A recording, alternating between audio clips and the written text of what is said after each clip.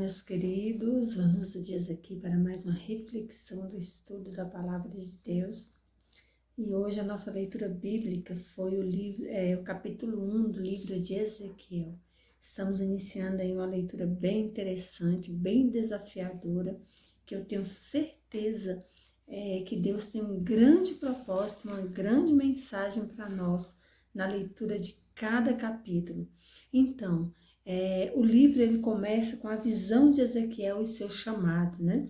Ezequiel ele tem uma visão ali, na primeira leitura, assim, chega a dar medo, né? Quando você começa a imaginar e montar ali na sua mente uma imagem dessa visão de Ezequiel. Essa visão aconteceu em um período em que o povo de Judá, né, o povo judeu, estava completamente entregues, né, ao sofrimento. E aonde eles de repente pensavam assim, poxa, Deus não está nem aí para nós, né? Deus nos abandonou, Deus esqueceu de nós.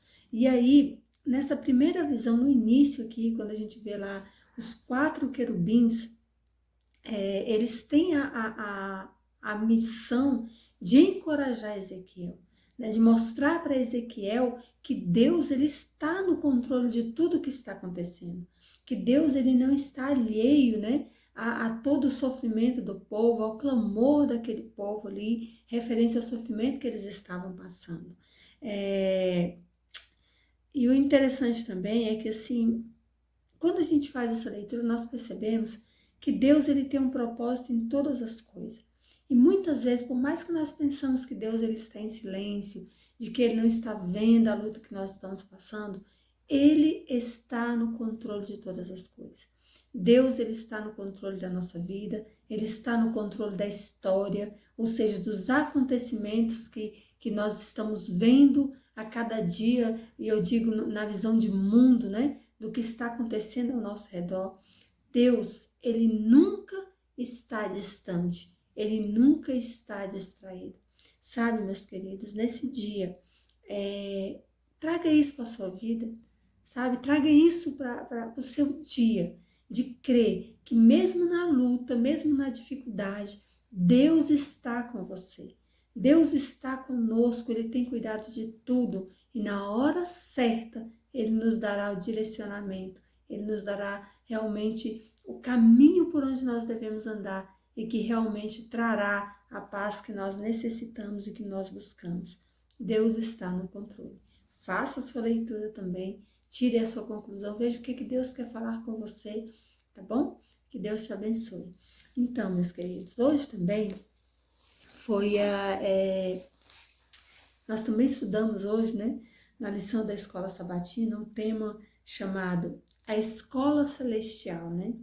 E eu gostaria de convidar vocês aí comigo, lá em 2 Coríntios 4, versículo 17 e o 18, né? Bem interessante.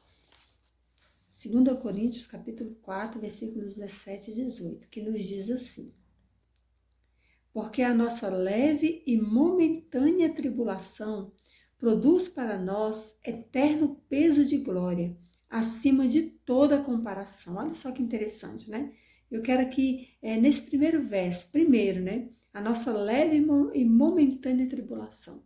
Sabe, meus queridos, na lição de hoje, eu fiquei pensando assim, gente, tem coisas que para nós é terrível, né? Parece que nós vamos morrer, lutas e dificuldades que muitas vezes nós enfrentamos.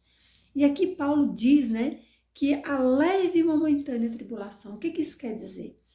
Que, meus queridos, se nós pudéssemos ver o fim desde o princípio, nós escolheríamos as mesmas lutas que nós estamos passando. Porque é como se Deus escolhesse a menor e nos permitisse passar por ela. Por isso que Paulo diz aqui, a leve e momentânea, ou seja, além de ser leve, é apenas um momento. Nos dando aqui a certeza de que essas tribulações vão acontecer o que com elas? Vão passar, né? E que mesmo assim, mesmo sendo leve e momentânea, né? Ela produz em nós um eterno peso de glória que não dá para se comparar. Ou seja, Deus, ele não vê, por mais que seja leve e momentânea, Deus, ele não vê as nossas lutas como algo insignificante, como algo pequeno, né? E que não fica comparando, mas que tem um peso de glória, onde Deus olha e fala assim, nossa, meu filho passou por isso. Que bênção, eu vou conceder uma bênção especial para ele. Olha que coisa linda. E no verso 18 diz assim, não atentando nós nas coisas que se veem, as coisas que nós podemos ver, não vamos atentar, não vamos ficar, perdendo tempo, mas nas que não se veem, porque as que se veem são temporais, ou seja, passa rapidinho, e as que não se veem, essas são eternas. Eu sou apaixonada por essa passagem, porque assim, Deus ele está nos convidando aqui, filho. Sabe, não se atenta para o que você está vendo. Por que você está vendo? Vai passar. É só um momento. Atenta para o que você não vê. E aí nós vemos lá a visão de fé, né? A palavra de Deus, sabe, tudo que envolve as coisas de Deus é uma escola que nos ensina o tempo todo, né? Que o que nós estamos vivendo é algo passageiro, né? Deus ele está preparando para nós algo eterno, né?